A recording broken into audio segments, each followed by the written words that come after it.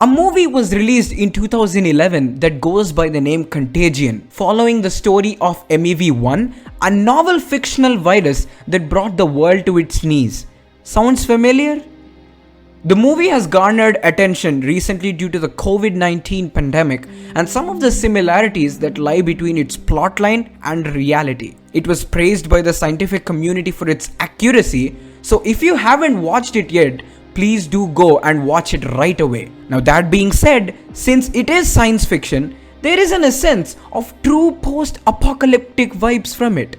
It does draw many parallels with the COVID-19 pandemic of 2020, but there are many places where there is a divide between the fictional MEV1 and the SARS-CoV-2. The virus depicted in the movie is far more aggressive and dangerous than COVID-19, with higher mortality rates, faster spread, and hence with more disastrous consequences. Through this video, we'll be breaking down the science behind the fiction as well as look into some of the similarities and dissimilarities between MEV1 and COVID-19.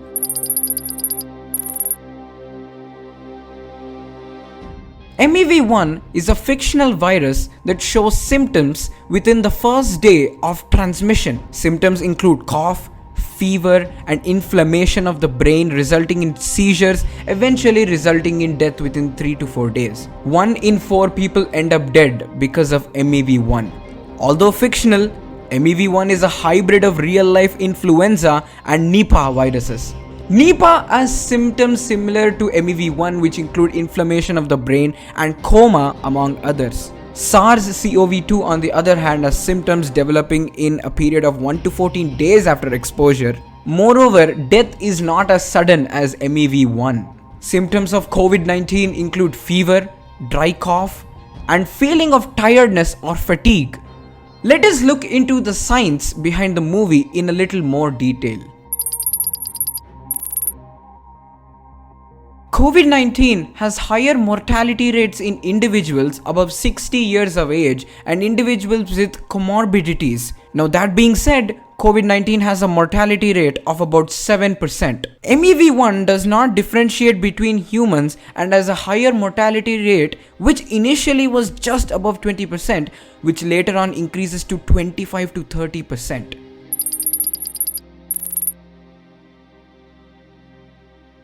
It becomes quite important, especially in cases where the mode of spread is not known yet, to contain the spread of the disease by isolating any individuals who are sick and quarantining those who had contact with someone who is infected or could have potentially come in contact with the virus.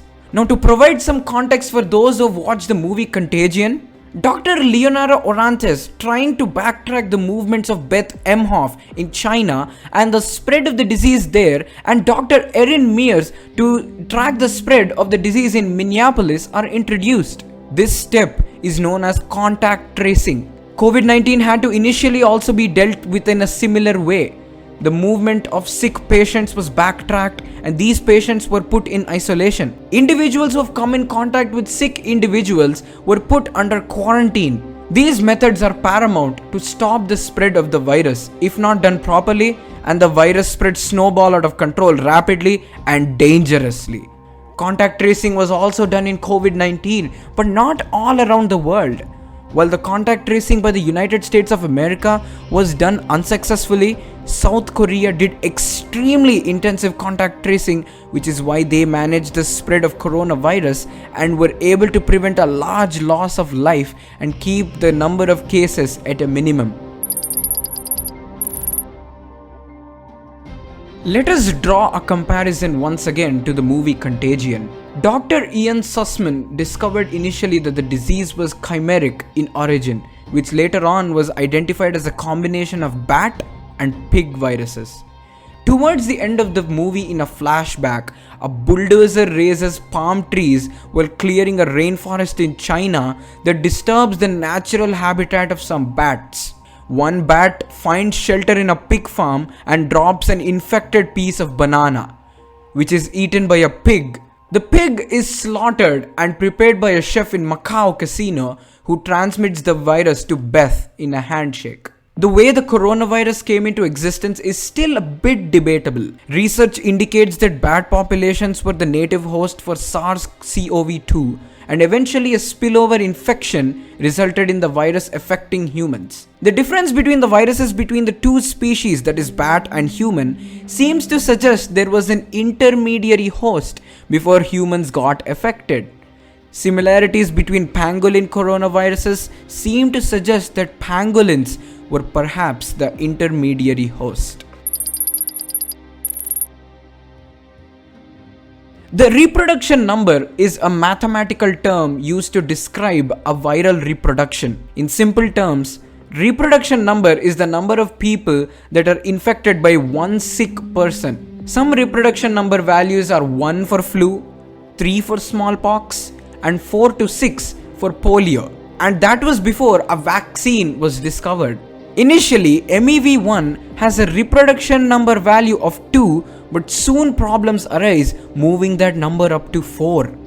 This change also attributes the increase in mortality rates from a low 20% to a 25 to 30%. So what is the reproduction number of COVID-19?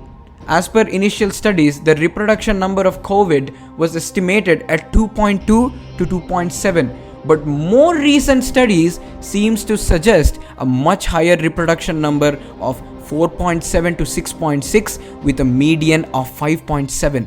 Reproduction number, however, can be decreased if one follows proper social distancing norms and takes the necessary precautions. The reproduction number value will take a massive dip once a viable vaccine is in place. For those who watched Contagion, how does the movie end? The creation of the vaccine signifies the end of the movie. The world slowly returns to normalcy as the vaccine is manufactured in mass quantities and distributed across the world. The fact remains that we are not in a movie and this is actually happening in real life. We are faced with an ultimatum to follow the rules and norms issues or face the consequences. We need to prevent further spread of the disease as well as decrease the reproduction number value.